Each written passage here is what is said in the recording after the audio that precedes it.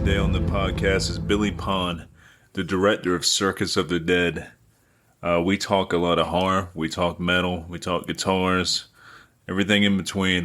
This was a really fun one, and I hope you enjoy. All right. Hey, Billy. Thanks for being on the podcast, man. Yeah, is this my second or third time? This is the first time on the podcast, but like second time in me like interviewing you, because the first time I did that, you did it for the website, the Horror Wolf 666 website. Oh, okay. See, but you know what's funny though is it's hard to remember this stuff because I could have sworn I've been on here 5 or 6 times. It That's how feels like it, these man. brains, yeah. You're one of the best promoters there is. You're always doing something, staying busy, and you promote everybody, man. Everybody needs your routine and podcasts and stuff. So you do a good job at what you do. Well, I appreciate that, man. And since I'm not doing like band stuff anymore, we disbanded probably like maybe 3 years now, I think. And I've been playing in a band for like 15, 16 years. So now like I'm putting all full force into running a website. And now I just recently started this podcast. It's probably like maybe 3 months old, maybe 4, I think closer to 3. Well, So those bands it's hard to keep everybody happy. The fewer members, the better chance you get. But sometimes I wonder if I was like one of those one-man bands and I had like the suitcase with the drum and the tambourine on it and then my guitar. I wonder if I'd fight with myself and kick myself out eventually. Probably, I'm thinking. it could happen. Luckily, we were just a 3-piece for that long. We're all original members, which was really cool, because I got with them when I was like 16 or 17. We never had anybody else in the band but us three, so it was pretty easy to manage. But it just time takes its course and stuff, and it's like time to kind of move on to something else. I had a 5-piece and we could never keep a singer and a rhythm guitar player, and then the next thing I know, out of just goofing around, we did the Billy Hendrix trio thing, and that took off. But we always had a rotating door on bass player, so it never lasted too. And so yeah, it's been tough. Now my buddy Roy Shuck, he's always plays drums with me. I mean, I think we're in it together for the long haul because he's like a brother and all. But he was in Circus of the Dead too. He played Paul Scullett. Oh, cool. Yeah, the drunk guy in the convenience store. Mm-hmm. What's the name of the band you're doing now? Corn-Fed Cadillac, and we're actually getting ready to record we're going to record an EP. That was our goal. We had the time booked, and we had that big winter storm in Texas, so we had to cancel. So now we're going to rebook that time again and try it again. My amps and everything's already up there and ready to go, but we just got shut down, and he was booked up until we could get back in, this spring. So we'll see. We're going to record it in an actual haunted studio. That's how I found that studio. Is my wife's big into ghost hunting, and we went there to do a ghost hunt one time, and probably caught the best EVP we ever caught in that place. Oh, that's badass. What was the EVP like? Like, did it make a sentence or anything like that? Or well, okay, I'll set it up first. Is that I don't believe in that stuff. You know what I mean? I don't believe in nothing but love, and I say that very sarcastically. But so the girls went in there, Marilyn, my wife Vicky, and another friend Crystal. And we met up there, and me and the guy that owned the studio was outside. And it's this giant warehouse with like a maze of stuff in there because they just store a lot of stuff. And then back in the very back, there's like a recording studio. Well, they're going around with their 3 cameras, and they're asking, hello, hello. And the cameras picked up a man saying, as loud as they are, saying, hello. And Wow. There's nobody in there, nothing. And they didn't hear it live. And they're going back through the footage. Now, usually I would call bullshit or something on that, but I'm the one that edited it, and I'm the one that had the chips from them, and it was there, man, as clear as daylight. So I can't debunk it any shape, way, or form, So That's pretty crazy, man. Like, I'm pretty skeptical when it comes to anything like that, but I find all that shit interesting as fuck. Like, I love all that stuff. It's cool as fuck, but I'm real skeptical. Like, I need to see some actual evidence, myself, but I still think it's fun to look into and do some research on. I don't know. I like watching those kind of shows too, I don't know. Well, because we like horror. We like horror so much. We like stories. I mean, when we watch Chainsaw Massacre or any of that stuff, it's still along the same line. If somebody is brutally murdered, if you went to the where that took place, and then actually got to do stuff there, I guess your imagination would take over. And that's what I usually say. It's somebody's imagination just making them nervous or scared. But we've been on a lot of ghost hunts now and stuff, and nothing that cool has happened yet. Usually I can explain everything. So I guess we've done about 6 or 7 ghost hunts, and I can only maybe point to 2 or 3 things that, I can't explain. That's pretty cool. Y'all plan on like recording any of these and like throwing them out there, or? Yeah, we want to. Marilyn, was a local musician, Marilyn Benefield, and she had a lot of bands and all that stuff. And since she passed away with cancer and stuff like that, it's kind of, even when I open up those project bins in my editor and see her and hear her talking, it's just real sad. So it's just going to take a little bit for me to get in those projects and see, because I know it's going to break my heart, when I do it and stuff, because we all miss her so dang much though. But she was a hell of a musician though, I tell you that. That's cool, and that's a good way to remember her by too. Well, we talked about this too, and that was a thing in this ghost stuff that we always talked about. And she said, if I go, I'm gonna find a way back to talk to you guys and stuff like that. So we're still waiting, Marilyn. So send us a sign of some kind. Yeah, send a sign. That would be fucking awesome, man. Yeah, on the like musician front, man, you're a badass guitar player, I must say. I'm sloppy, man. I'm like the fat white Jimi Hendrix with like 1% or maybe 0.1% of his talent. So. And you got a killer rig too, man. You play Marshall or Peavey? I can't remember. I just know it's killer.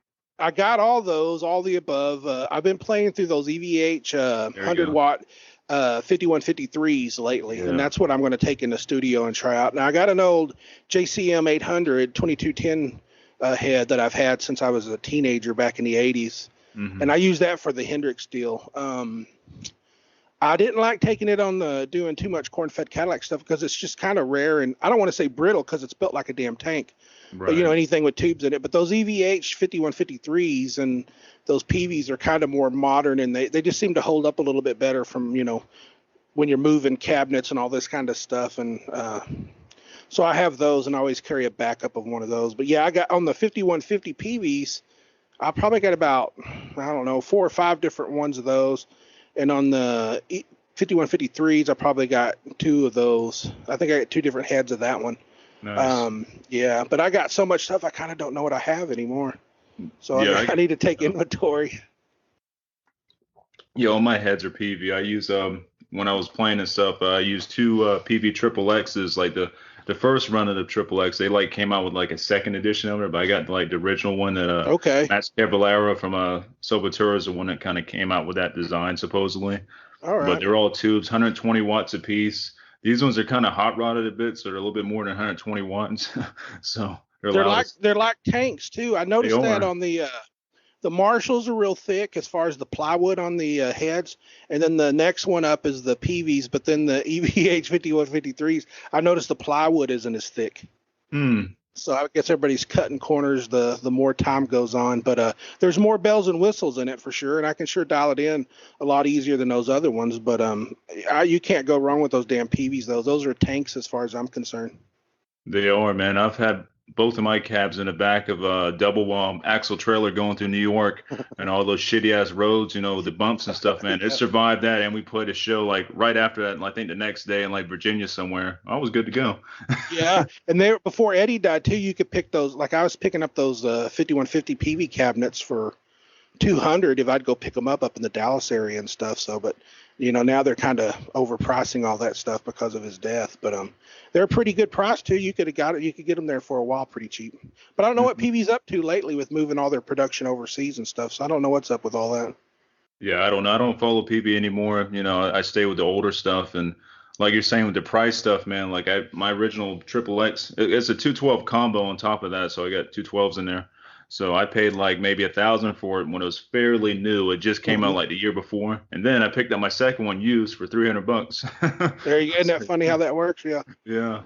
And now I could even say one. Some people just like switch. They go, hey, I'll trade you this 5150 head for that Mexican Strat, and it used to be a really good deal because you could pick those Mexi Strats up for about $250, $300. But so it used to be a great deal. But I guess those are high too. Hell, what's not high anymore? They're like overcharging everything. Yeah, I think even BC Riches have gone up more because that's what I play. I don't even play the expensive BC Riches. They're like mid grades or whatever, but I'm not a big high output pickup kind of guy because I play Doom and stuff. I want lower outputs. They work better with fuzz pedals and shit like that, so I like to keep a lower output. And my BC Riches, they go for like $400 or $500, but now they're up in the price to like $700, $800, more. So well, that's about the rate. You get a $400 or $500 guitar and make it play, and that's usually what I do too. So.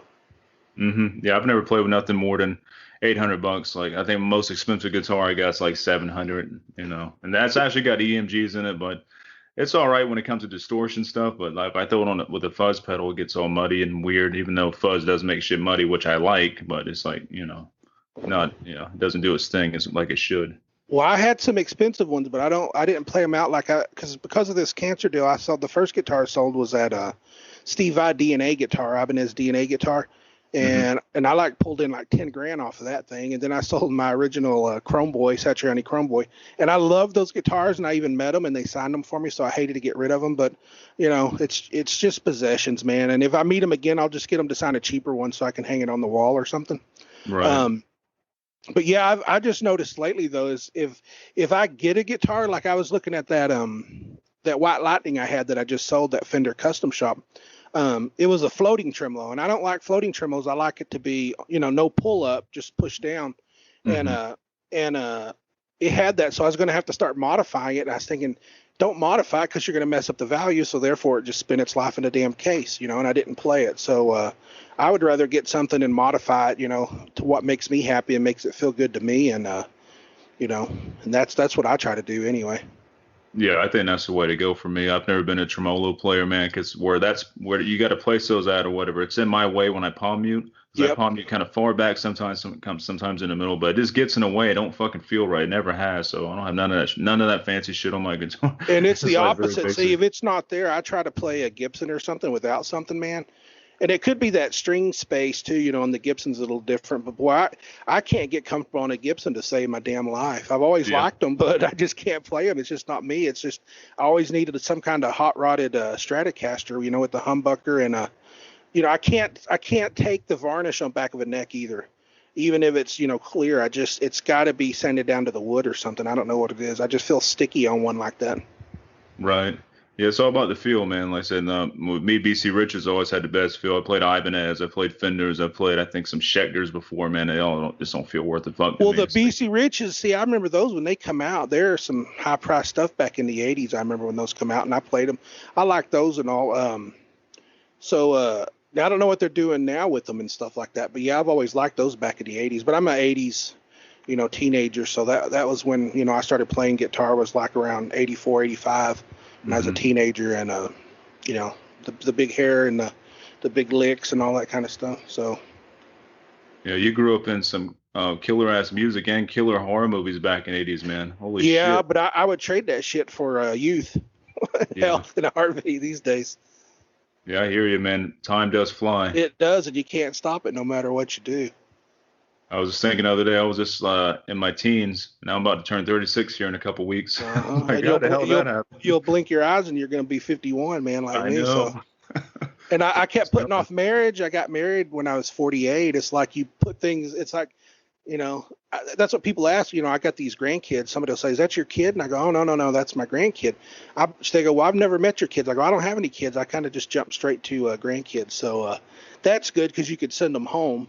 But yeah, I never had kids, never got married, man. I just, it was more about buying more guitars and doing the things I wanted to do. You know what I mean? So I guess I finally grew up a little bit. I mean, she would disagree with me and say that I'm a, immature jackass, but, I try anyway to be an adult sometimes.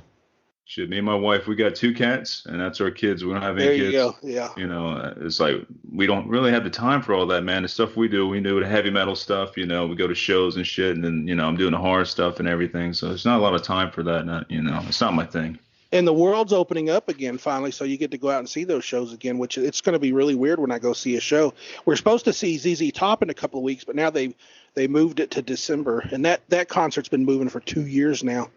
So I want to see that, and I even got backstage passes. I'm making up a custom Texas-shaped guitar, and I'm going to try to get them to sign it. Yeah, I'm going to get one of my artist friends to do some art on it, and then I'm going to just get them to sign it and hang it on my wall with my other ones. Yeah, but I got some cool stuff like that. I got a B.B. King signed guitar right before he passed, and I got a Buddy Guy, Cheap Trick, Kiss. I got Ace Frehley and Peter Criss. I got a Bonamassa.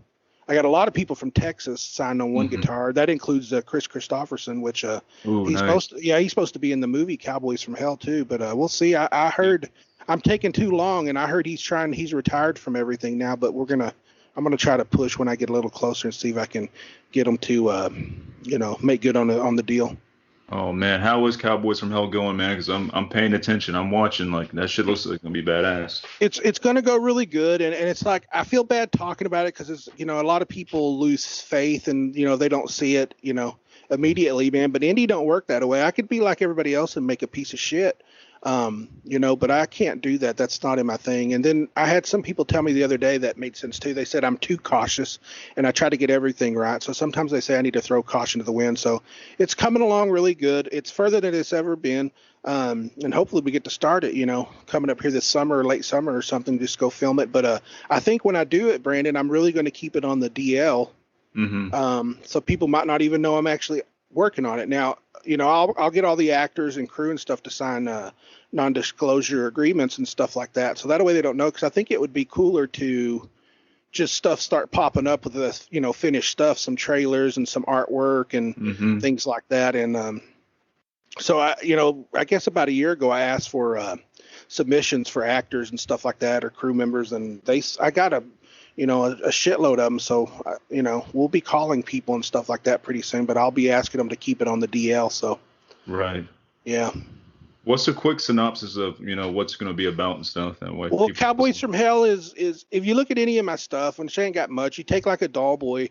Like, that was about that guy, Brandon's in Circus of the Dead too, but he was more worried about his watch than them being hunted by doll boys. So he is putting material possession before human life. Circus of the Dead, Parrish, Donald, he took his family for granted, and it's like, it's, you think it's bad, it can always get worse kind of scenario. And then Cowboys from Hell, it was written when I was, going through chemo and stuff like that. So was I under the influence of drugs? Yes. Really bad drugs that were like, jacking me up. But it's basically coming to the end of the road and having to pay for something you did so bad. It's like, if something bad really happened when you were really, really young, and then you spend the rest of your life making up for it, is it to be excused, or do you still have to pay for it? That's what Cowboys from Hell is about, basically. It's something's coming to collect on, Bloody Bill for something that happened in his youth. Nice. So, well, I love the sound of it. That's cool. But my goal is to make it is a more serious Evil Dead meets True Grit. Nice. You know what I mean? It's just, I really, really want, dark and nasty, black soot, and these demons and stuff like that. I want to try to make a really scary movie that just happens to be a great adventure movie too, so, like Indiana Jones made you feel. What if it was like a really cool, dark horror movie, that kind of thing. Right. I love the way that sounds there. Kind of like the way you're describing it, like, with the dark, sooty stuff, it reminds me of like Demon Knight. How that was like really like this nasty, fun movie, yes, but it was really dark. There you go. Like, where you just feel dirty. When you're watching it, you just feel dirty, nasty. And that's what this will be too, is because to me, that's what the Old West would have been, is, big old nasty, hairy, uncircumcised dicks and big old bushes and nasty asses and all this kind of stuff. So that's what I want to push in this movie, is just I want to capture the nastiness of what I feel like the West would have really been. I guess, right. Who got it kind of good was Deadwood. Yeah, that's true. Deadwood was awesome. There just shouldn't be any.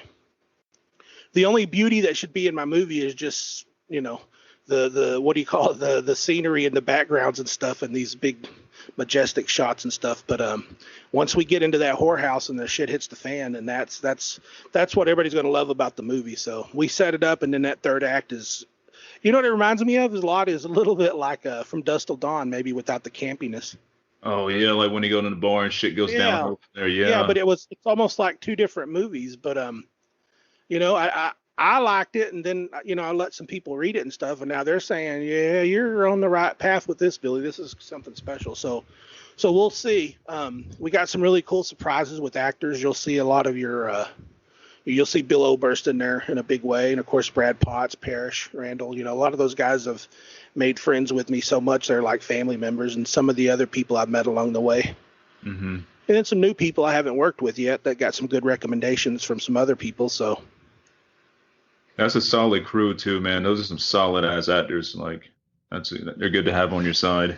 Yeah, I'm not going to put myself in it, so that way because I don't want any bad actors. That's why I don't do it. But I have been doing a bunch of cameos in other people's movies. I did one called Ghost of the Deadlands, and I played like this white trash zombie boss leader, not a zombie, but a crew that's going through there and pillaging and things like that.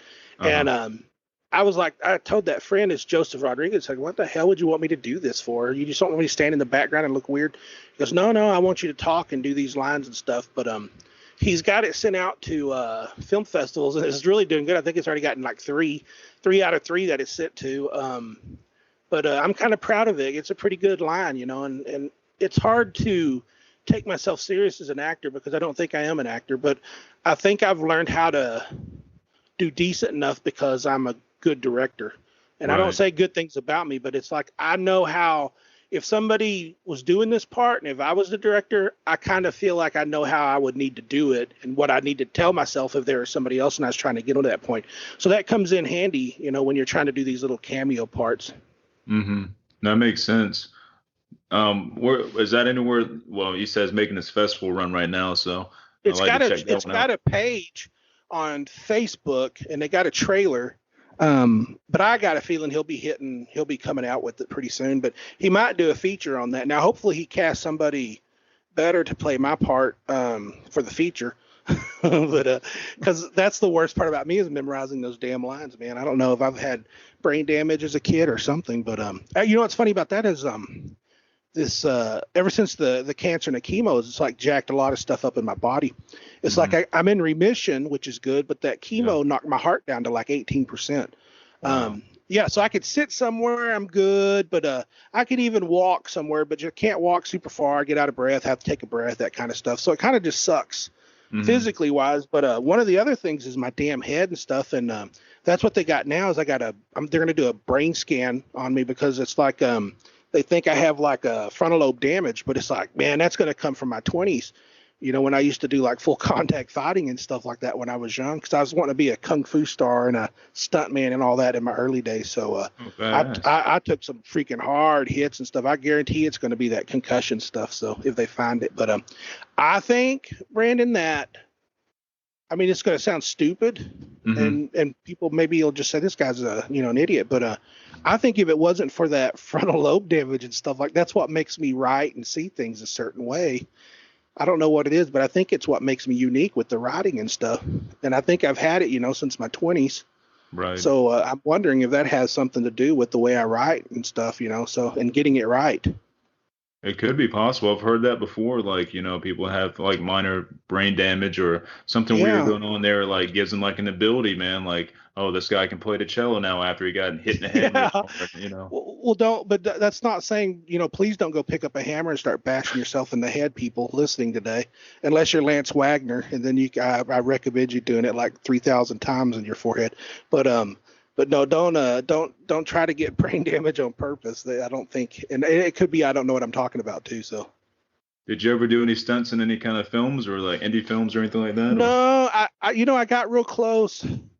I got to hold a light in RoboCop. Oh, no shit. Yeah, and I think I was just 17 or something. It was, I can't remember, 17, 16 or 17, and I could have got a bigger part in the locker room where they had all the cops walking around and all the girls naked and all that kind of stuff. But they gave me a shirt to put on, and I knew I was fucked.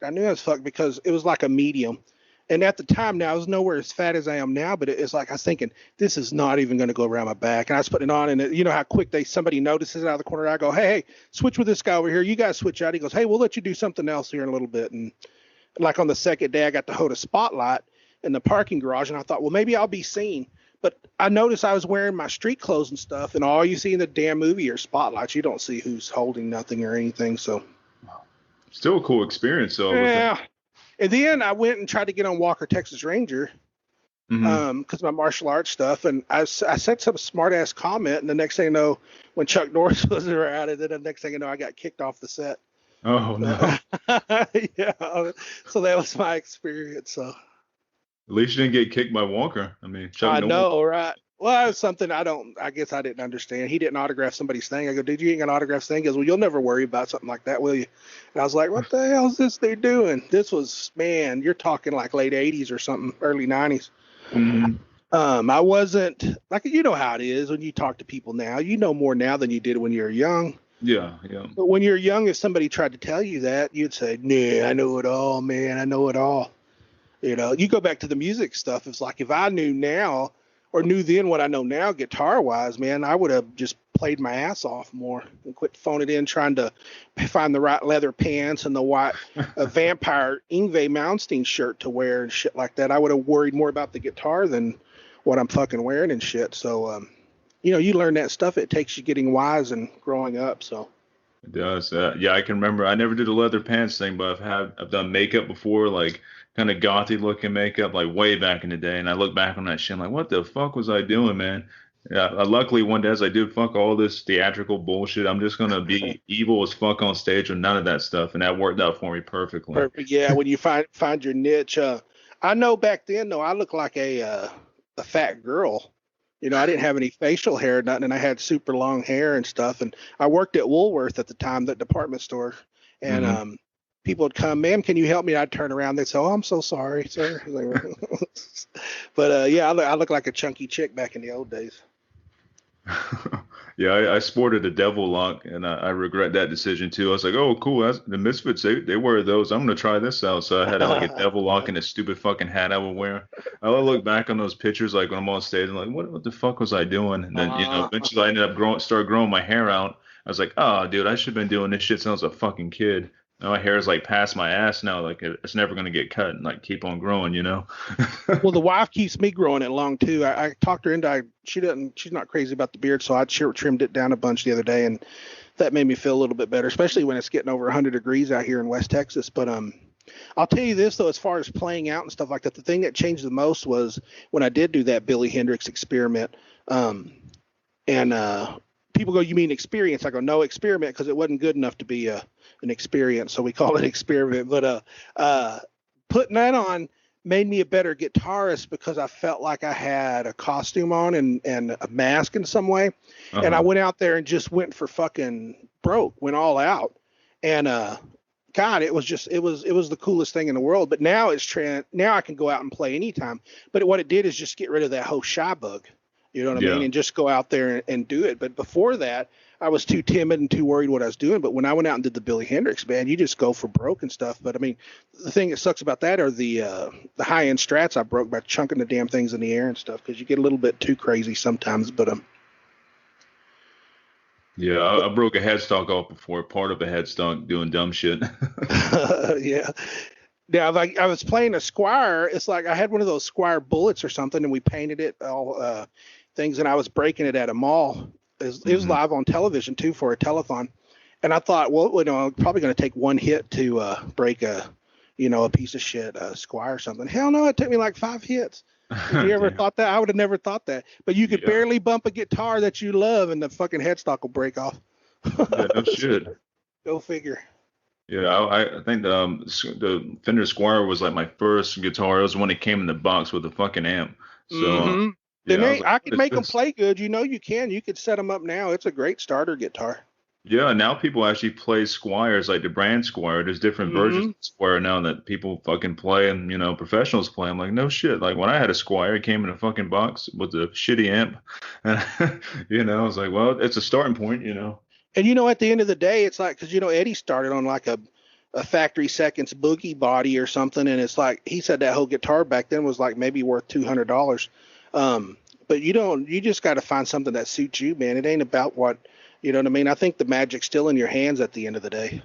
That's true. Yeah, it is. I mean, a lot of tone comes from your hand, and also a really awesome head and fuzz pedal. Yeah. Yeah, but a lot of it does come from your hand and how you play and stuff, and that is definitely true. What kind of things inspired you to get into directing and stuff?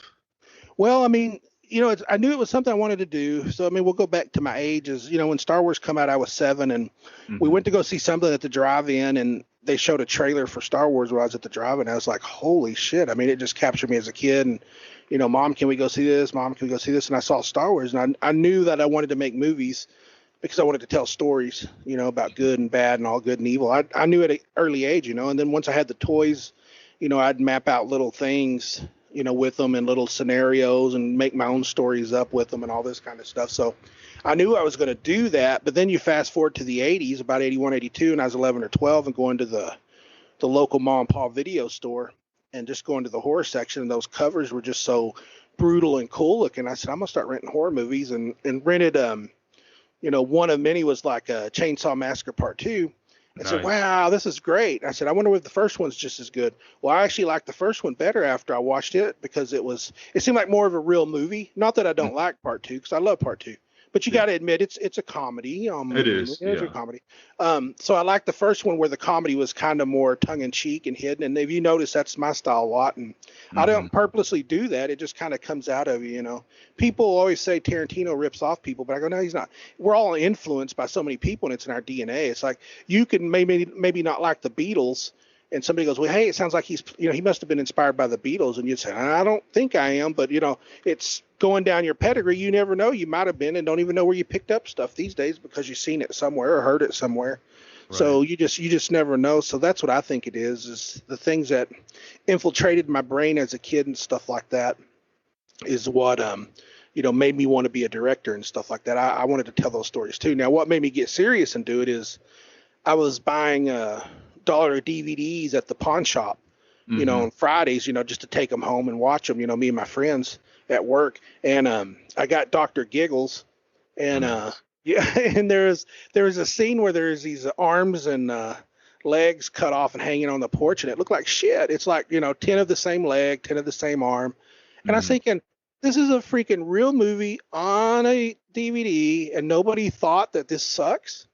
Right. Like, what? I said, I can do this. I mean, then I started thinking, okay, well, you can do this. So what are you going to do? I said, I work in TV and I make commercials for a living. I said, well, just make a short fake trailer. And that was the Circus of the Dead trailer in 2007, I think.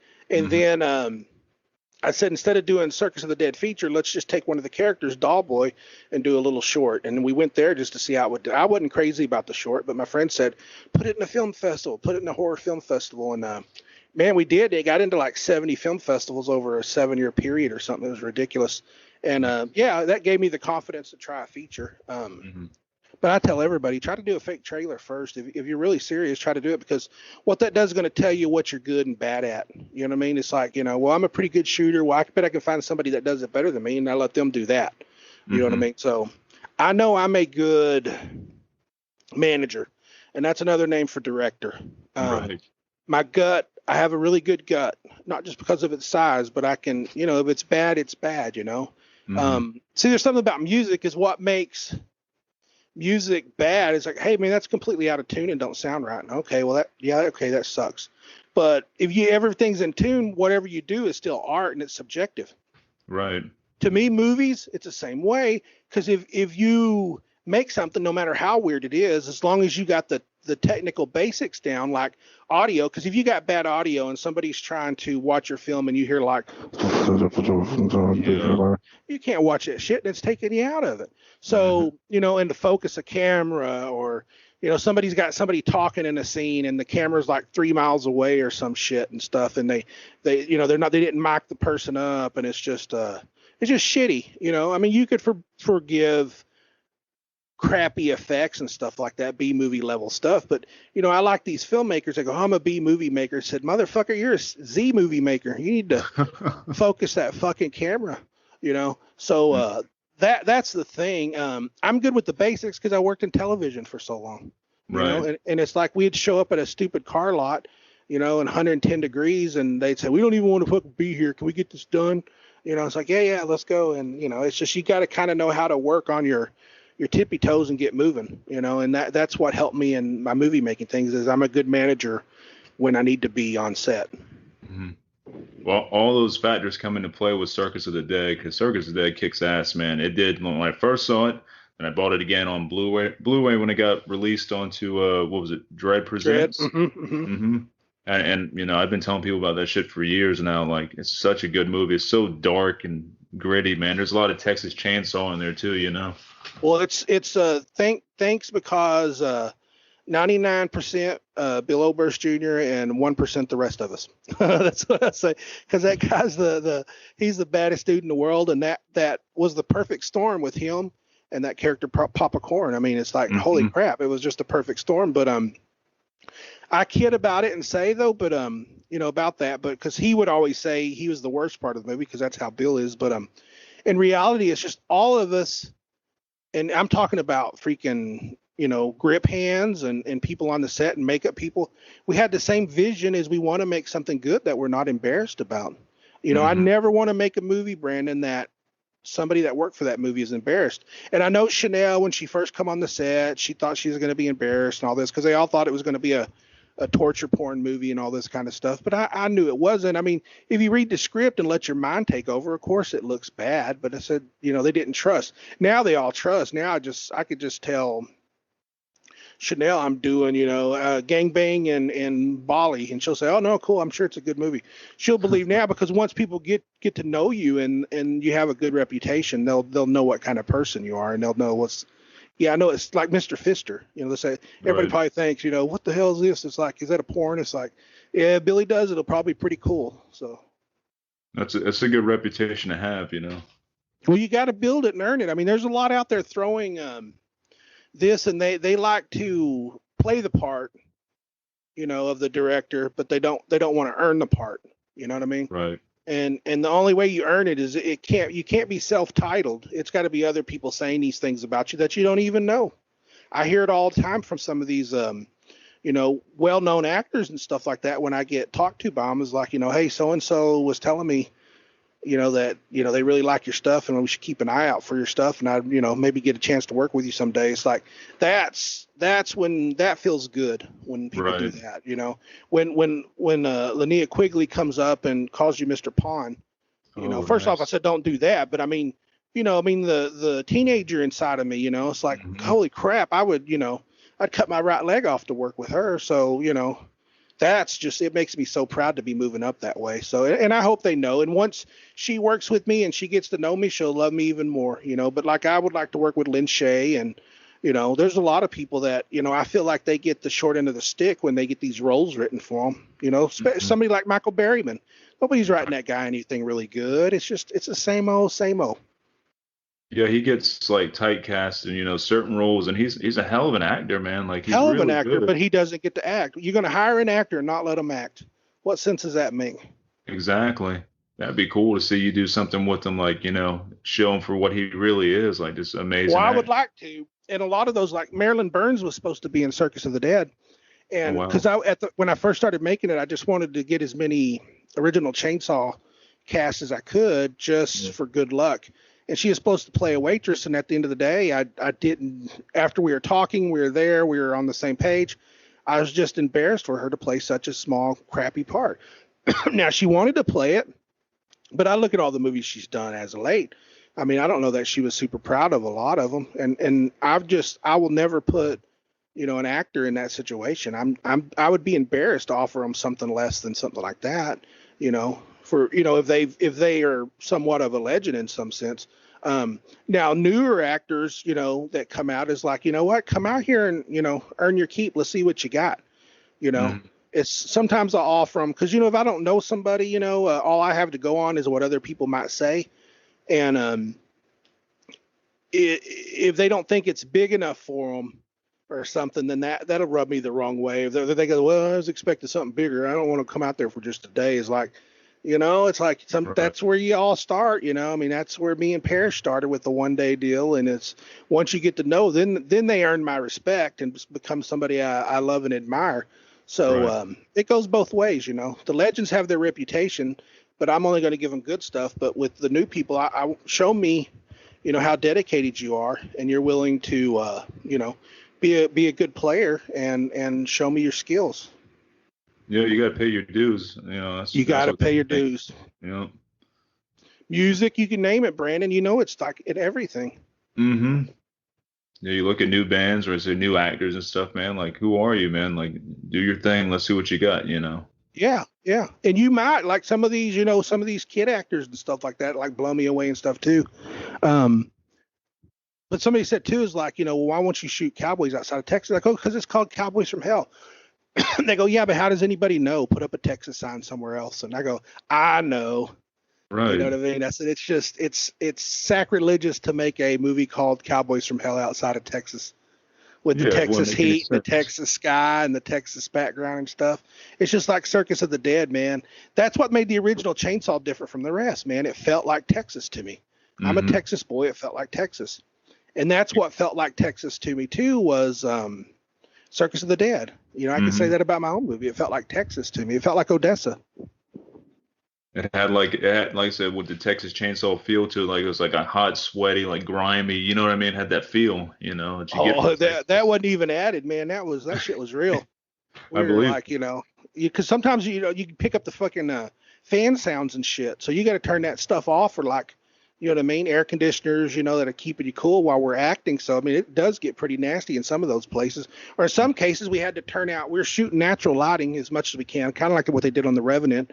And we turn off fluorescence and stuff like that. And, it was sometimes looking at it in real life, I was thinking this is going to turn out like shit. But when I was watching through the monitors, like especially when Bill was talking to Parrish when he was tied to that chair before he fucked that head and all.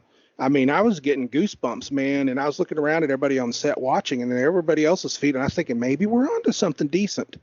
So, yeah, again with Bill, man, he was just crushing, dude. Especially the part he was like started drooling and stuff, and he was at the window and shit, and like fuck, man, like his emotion and hatred and evilness, man, is like flows in that movie.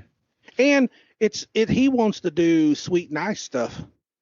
But, he says God, blessed him with the face he has and he's got to do it. The dude, if he had the leading looks, he should be getting all this stuff. I still think he needs to get all this stuff. He worked for Rob Zombie in 3 from Hell. And Rob Zombie just announced that Monsters. And I'm thinking, man, I sure hope the hell he casts Bill Oberst in that to do something. Because Bill's a old school throwback to Universal and shit.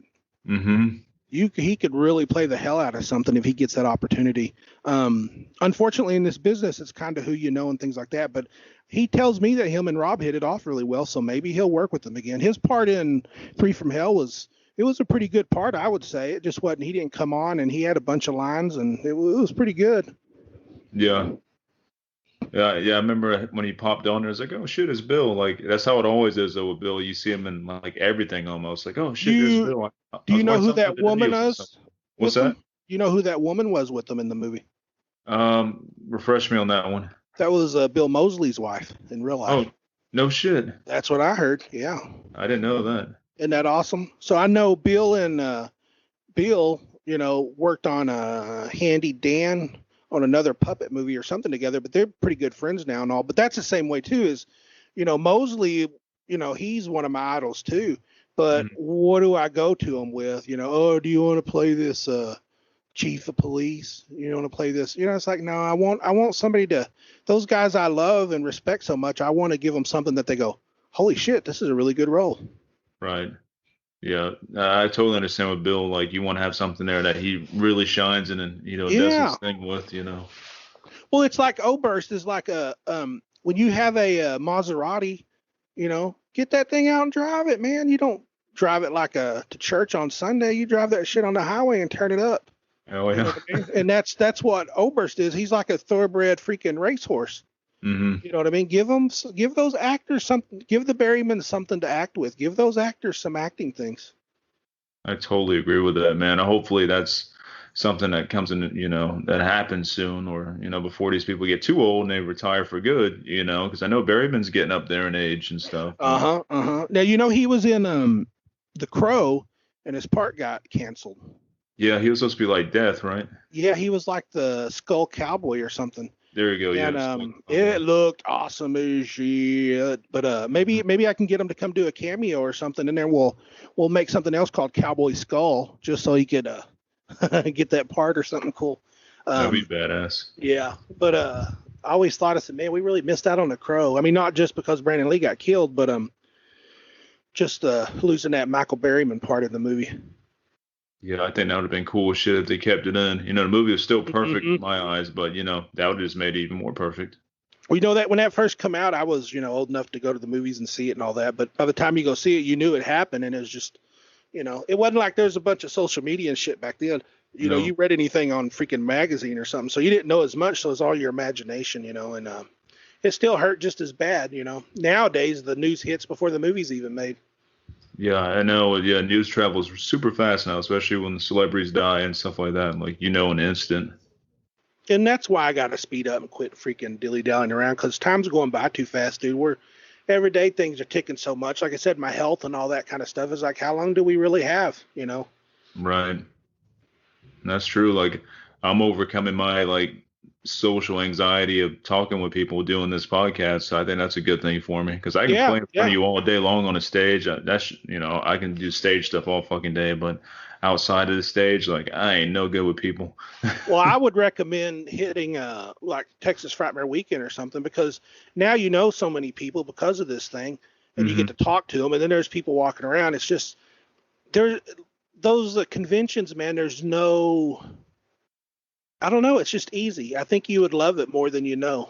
I'm just telling you, because it's just, man, the horror community is just so good in comparison, and I don't have much to compare it to because I've always been a horror dude. But Right. man, I just, I got podcasters, fans, all kinds of people coming up all the time and just shooting the shit, and it's a good way to get over that social anxiety and stuff. That's a good idea. Yeah, I've heard It really is. Texas. Yeah. Yeah, heard that's a good one. There's somebody Fantasia Fest is really cool. Any of them, especially if it's somebody you've had on your podcast and stuff. Hmm. Now you'll walk up to my table and I'll say, "Get the fuck out of my face, fucker! Security." No, I won't do that. But see, that'll never happen at those places. Everybody will be pretty open and welcoming and all that kind of stuff. So I'm telling you, yeah, it can't go wrong. But wherever you live, I'm sure there's a convention. Just try to get to one and work on that social anxiety, because what's the worst that's going to happen? That's what I tell my step kid all the time. He's 16 in high school, and he's worried about somebody. He's got to wear the right kind of shoes, and Hmm. where, what I mean. It's like, and I remember being that way when I was young, man. But guess what? Now I don't give a flying fuck what somebody thinks about me like that. I just try to be a good person. Yeah, I've gotten better over the years with it. I was really bad when I was in high school and stuff, but I've gotten better with it.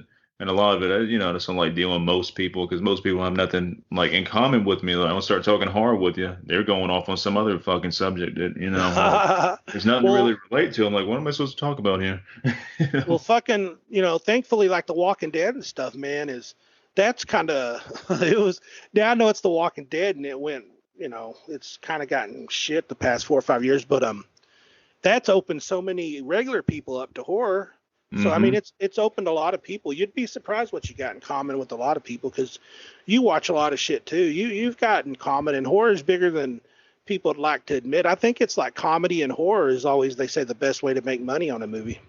Now, don't quit your day job and go try to make horror movies and make money, because let me tell you from firsthand experience, you're gonna go broke and sell your guitars. But do what you love. And I've always heard, if you're really passionate about something, like really really passionate, and put everything you got in it, that the money will always follow. Okay. But I just think my money got like the wrong directions or something, and got lost trying to find me. So I'm still looking for it. So has anybody seen it? Send it my way, please.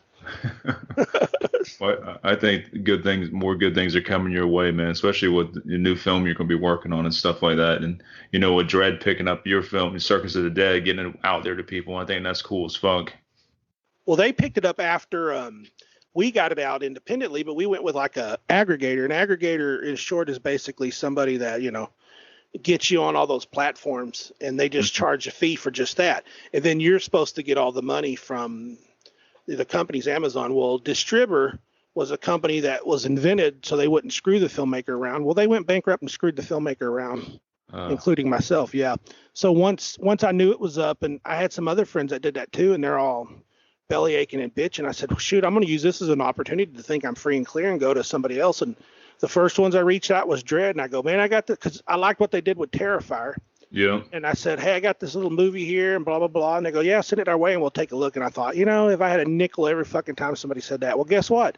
The day after, they watched it, they all, they called, and, we started working on a contract. So That's killer. Yeah, and that's a good double feature there. Terrifier and Circus of the Dead. I mean, that's a hell of a double feature for a night. Well, I always play that shtick where I hate it and all this, and I mean it does. I mean people because especially when it first come out. Billy, did you see Terrifier? Billy, did you see that Art the Clown? Billy, did you see Terrifier? Billy, have you seen this? Billy, have you seen Art the Clown? Billy, have you seen Terrifier? So it gets old, and Right. then you'll see it too, and somebody will say, "I've seen a movie that you ripped that movie off. You ripped off Terrifier." I go, fuck, we were made 2 years before that come out. So it was just getting old and stuff like that. But I like to play the stick. But as far as characters are concerned, I mean, Art the fucking Clown is fucking legendary. It's just awesome. And his effects, those effects in the movie is really, really good. Yeah. They know what the issue is. I'm not a reviewer. I'm not gonna, say, but I like the movie. But I mean, I hate my movie. So, take it there. I think it's different kinds. I would like to make a scary movie like that. I don't know that mine's a scary movie or if it's just a, what do you call it? A drama.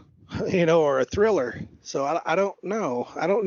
I guess I fall in a weird thing because I got a lot of aggressive things happening on screen and all, but I just don't feel like it's a classic scary movie. So I don't know. I guess I try not to think about it too much because I don't want to pigeonhole myself in a certain format or something. I just kind of let it be organic and grow to what it needs to grow to. Right. Have you tried pitching to Shudder, getting it on there? I think yeah. That was one of the first ones too. We did too. And I heard back from somebody. I sent it off and didn't hear back. I even went to the point of hiring salesmen and stuff. It's like if you're, because I had this big company behind me and they'd spend a little bit of money, and we went and had these guys that went out and they'd send me a list showing who's interested in looking at it and who's going to pass and all this. And we had, A24, a lot of things were looking at it and we're slightly interested. And then, at the last minute, nothing ever come out of these deals or something. So I don't know, but I'll tell you what hurt us the most, Brandon, between you and me is when I was doing my IMDb, I knew I was going to screen it, just a rough cut of it at Frightmare in 2014. So it looks like it was made then, see? Mm-hmm. And these companies don't want an old movie. But technically, in all practical purposes, it wasn't an old movie because it was never out. But they don't see that because they go too much about that. So that's what fucked me, is putting the release date on IMDb. Oh, okay. Yeah. Okay. That's stupid that they do that. So here comes 16, 17. I go, oh, your movie come out in 14. No, it never come out. Well, I mean, it says, it's like, okay, you go in there and try to get it changed. It won't change and none of that stuff. So that kind of little bitty details and stuff. That's what I tell other filmmakers, man, hit me up and ask me stupid questions like that, because I'll fucking answer you. Mm-hmm. Because that kind of stuff, can, make or break a damn movie. Right. That sucks. They won't let you go in there and change it and stuff like that. Nope. Because, I mean, technically it didn't come out till 17. Right. And here we are at 2021 and just talking about it with you, Brandon, and it's more popular now than it was then. But, like, what is that? Conjuring 3, it's more popular when it comes out for the month, and then it starts to die away. It's like things don't usually grow when they're mainstream. But these indies, that's our only way, is we're just climbing this mountain and piece by piece moving that little pebble until it is a little sandhill or something, you know what I mean? So that's the only way we get our little, crumbs from the horror pie. And indie's the way to go, man. Like, speaking of Conjuring 3, I watched it last Friday. It's like, I'll watch like HBO Max. I really don't watch a lot of the mainstream movies. It's not really my thing. And this wasn't my thing either. I'm like, this is pretty lame. I mean, I maybe get like a 7 out of 10 if I'm being generous for this one. Well, it's not my thing. Stock candy. The wife loves those movies, and I wrote a script 3 years ago called The Armoire, and it's pretty damn good. And I think I could do a movie like that. So I didn't realize it was close to those. Once I got married,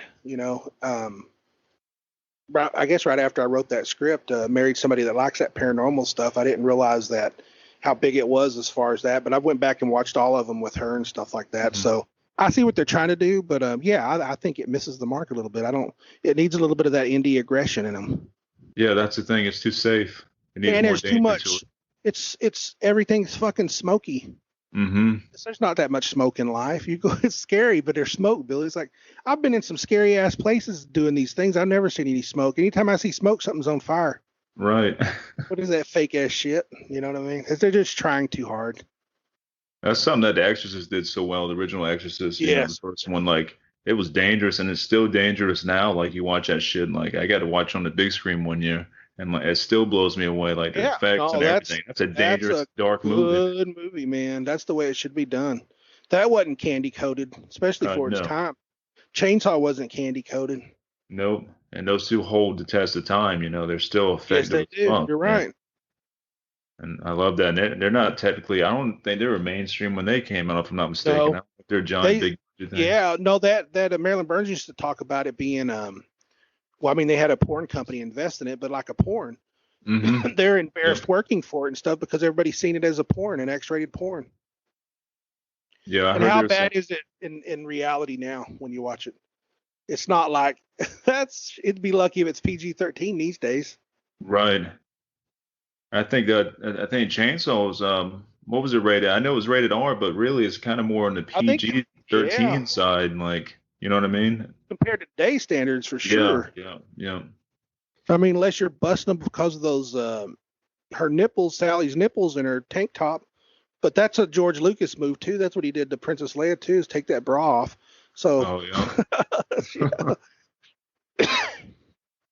Yeah, those movies hold a test of time, and they do. another one too was Exorcist 3, man. I got a like new love for that, like for the over the past 10 years rewatching it and stuff. But Exorcist 3 is another like this dangerous ass movie. They made them for real back then. It's hard to. I'm trying to think anything new. You know what I did like is I like The Witch. Oh, The Witch is great, yes. I dare say I even like Midsummer. Now it's not a movie I would make, Oh, but when Midsummer I was went to great the too. movie and seen it, man, it moved me. It moved me. After that movie, I told the wife, I was like, "Holy!" We went to the theater to see it, and I was like, "Holy shit, this movie moved me." That was awesome. But a lot of people dog on that too. But it's okay. We all got different opinions. Hmm. The cool thing about that film, like I was saying before, it feels dangerous, it feels risky. There you go. You don't know what you're going to expect in this. It's not like a cookie cutter film. You can go in, oh, I know this is going to happen. I'm going to get jump scares here and there. It's none of that shit. It's like, it's deep. I think that's the word. I'm gonna bring that up on set when we film. It's neat because that's what Circus was, definitely a dangerous damn film. You Hmm. know, flying by the seat of our pants. None of us, knew exactly what we wanted to do. We were just trying really hard to make something special. And you can feel it too. Like you can just feel the danger of it, like the visceral like grime of it and stuff, man. That's what really appeals to me when it comes to horror. I like shit like that. I'm not big on jump scares and all other crap. Or CGI ghosts and shit. Like that's not what I like. Well, see, that's going to be fun with these demons and stuff to see if I can get that right. But I think I can because you know me, it's going to be 99.9% practical. There ain't going to be no CGI gun flashes or blood hit squibs. It's all going to be real stuff. So we're not going to do that. I don't believe in doing that because I watch all these damn shows now and people are shooting like like Rambo when he shoots that what is it, a 50 caliber or whatever, or 60 Hmm. caliber off thing. People shoot those now in movies. They don't even move. It's like Yeah, it's like not the that'd be same what that'd it be used to be. kicking you. Yeah, it Yeah. needs every gun kicks. Hell, a BB gun kicks, Yep. but not anymore. If you watch Hollywood, they don't. Yeah, they don't do action movies right. I think the action movie, like real action movies, died in like '90s. Except for John Wick films. Those John are good Wick. That's what I was films. gonna John say. Wick. Yeah, Yeah. that's a God great. damn. Isn't the director of that was Bruce or Brandon Lee's stunt double in The Crow? No shit. Didn't know that. It was. It was. Wow. That's why the choreographing and stuff like that is so good, martial arts and all that. But he was actually his friend and all, and they didn't call him into set that day because it run long or something or another. And yeah, it's where I saw that on is a Shutter. It's things you didn't know about film or something.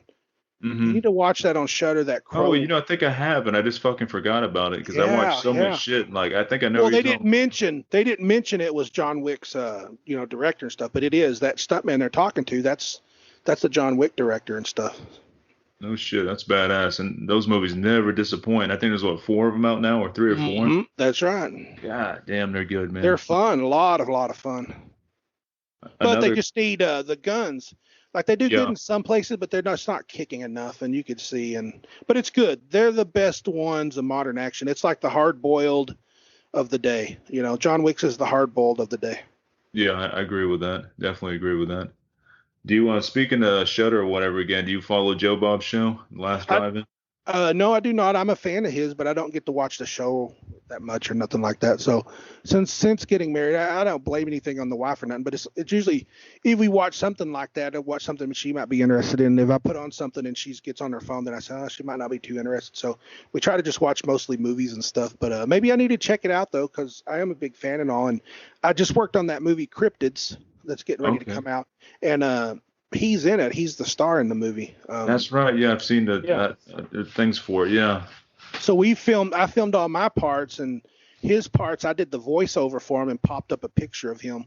And then I send all that footage to the guys that's over doing the whole movie, and then they'll cut me out and insert him. So technically I was, on camera double for him. Okay. Right. Yeah. Have you ever got to meet him?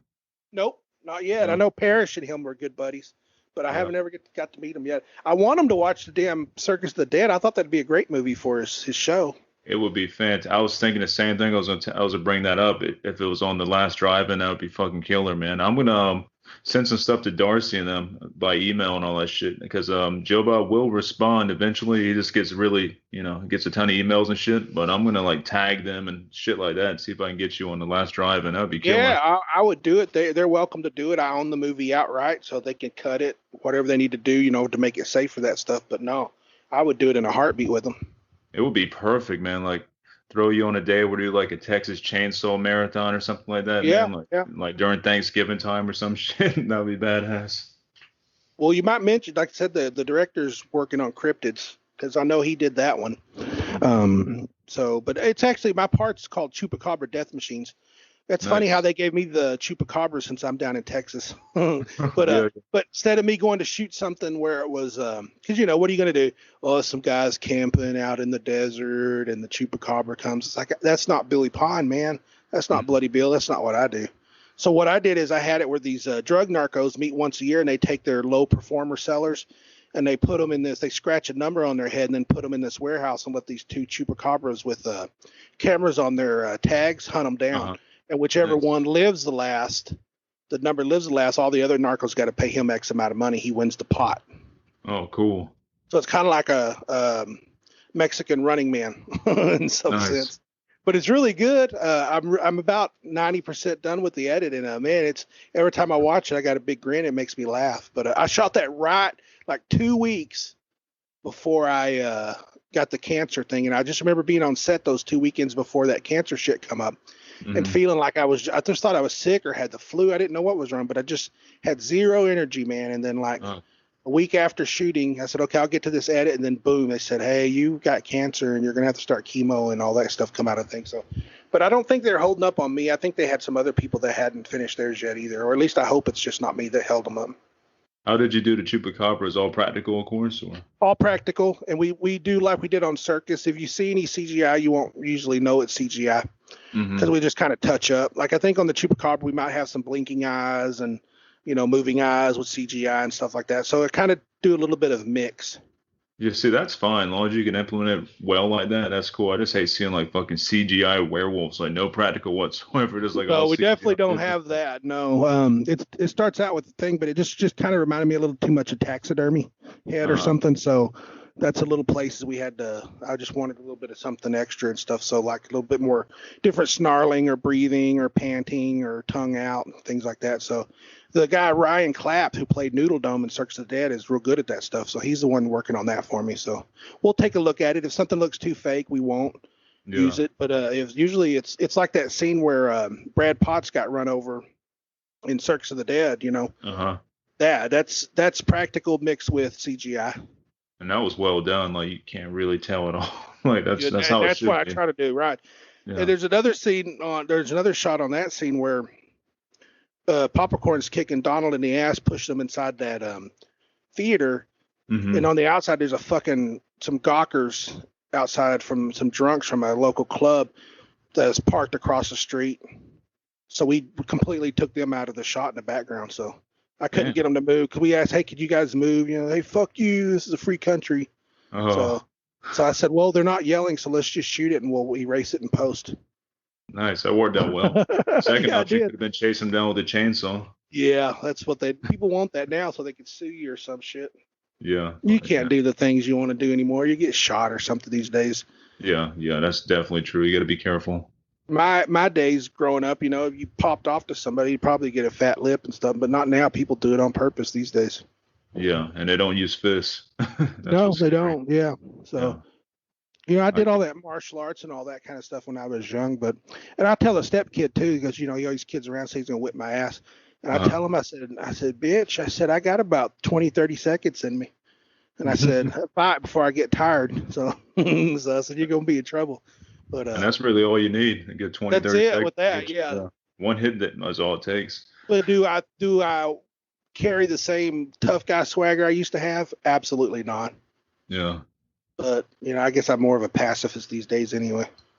It's a good, I mean, you're either going to go to jail or you're going to get yourself killed or you're going to kill somebody. The options are, kind of shitty, especially, encountering somebody nowadays. Well, I just figure you got to know both sides of the story too before you jump the gun on something. And then what if you went and, kick somebody's ass and you don't know the full story? Right. So you just need to listen. Yeah. So I'm just big on, well, let me sleep on this hatred or anger and see how I feel tomorrow. And usually it passes nowadays. So. When's the date on cryptids? Do you think? Do you have a date on that or? I think they're aiming for. I wouldn't be surprised if it was around Halloween or something. The way they are, just by looking at the deadlines they're giving me and stuff, I bet it might be fall. Yeah, that's not that bad. It's close. No, I hope so.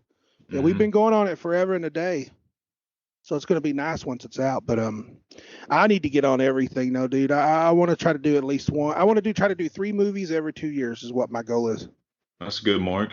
Yeah. Well, those days when I did Circus, I had a day job and all that kind of stuff. But now it needs to be movies and movies only, and that's why I got to get this health back going. Yeah, it sounds like you're on the road to it, though. I'm glad you're in remission and stuff with all that.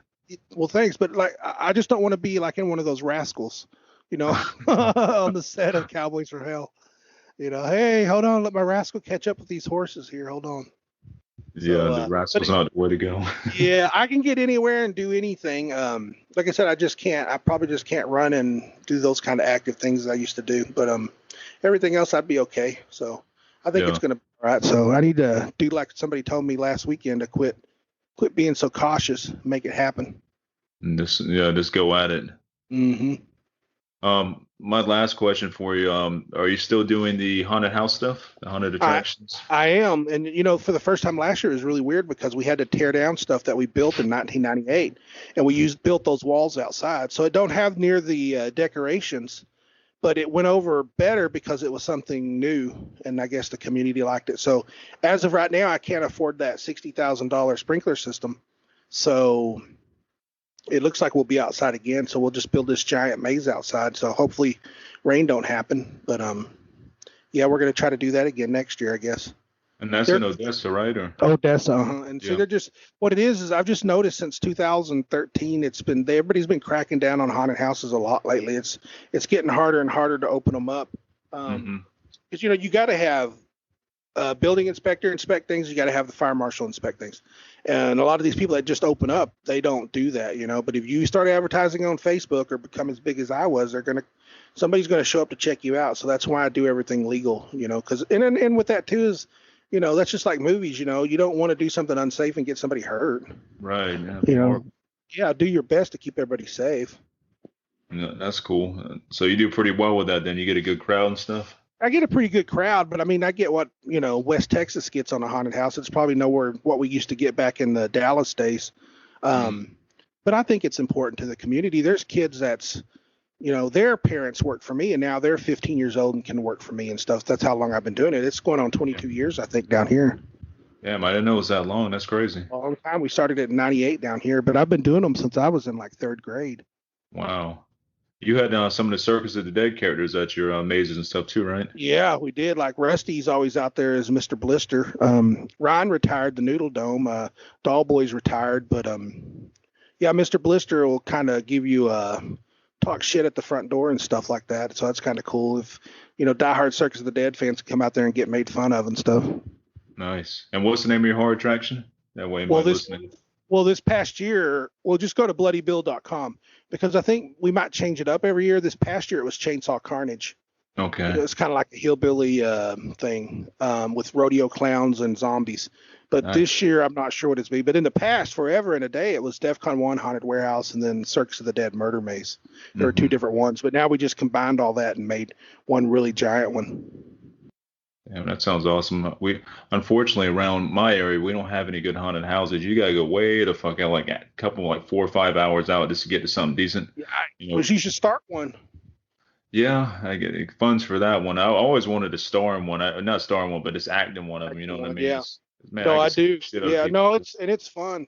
But now I'll tell you missed the whole opportunity because now I was looking at plywood prices and 2x4s the other day, and I was like, holy shit, I might have $1 million in plywood now in haunted house stuff.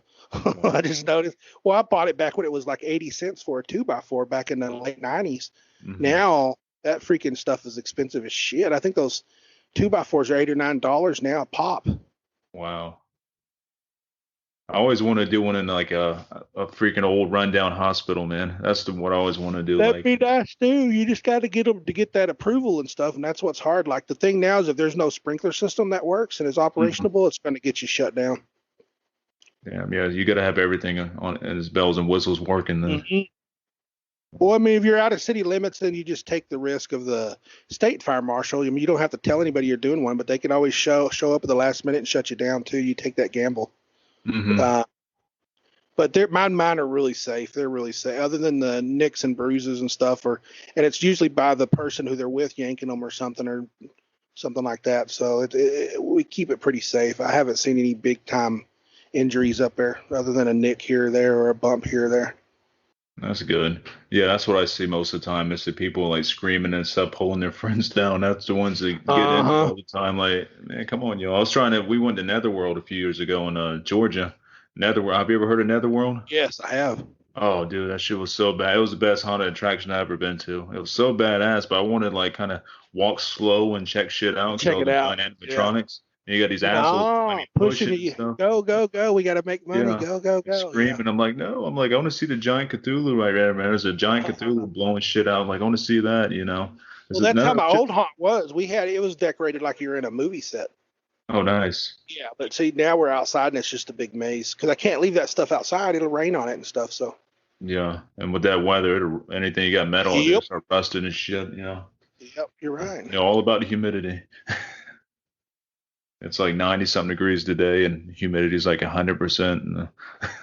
We don't get the Dallas gets the humidity. We're pretty dry. Here you can step out and it'll get a nosebleed. But with that said, it rained so much last week, it's very humid now down here. So. Shit, I walk outside, I start sweating. I'm a very hairy person, so that doesn't help either. I can relate to that. I'm out there. I do physical labor stuff, so I'm out there fucking doing like landscaping and everything on this island and stuff. And my hair is down past my ass. I got a full beard and stuff. Like, oh, you should shave them. Like, no, fuck you, I'm good. Yeah.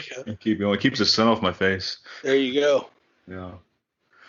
Well, Billy, this has been great, man. I was really excited when you said you wanted to do my podcast when I asked you and stuff. Yeah, anytime, Brandon. I appreciate all you do for me, buddy. We've been friends for a while now online, so it's nice to actually talk, you know. That's what my wife said. She goes, "You're doing a podcast? I thought you've toned back on those." Well, I do, but I said some people are so important that I need to do these. So that's what I said. The people that's been there for me since the beginning, I always look out for them. I appreciate that. And you've always supported me, like with band stuff, man. You go on the page and buy all the fucking music and shit. I'm like, man, it means a lot, and I really appreciate that. You're welcome, buddy. I appreciate it too. I support all your future projects and everything. You know, everything you do, I got you, man. You always remember that. Thanks, brother. So, hope you have a killer rest of your week, and I will see you on the internet. All right, thanks, Brandon. Yep, take care. All right, see you, brother. Later.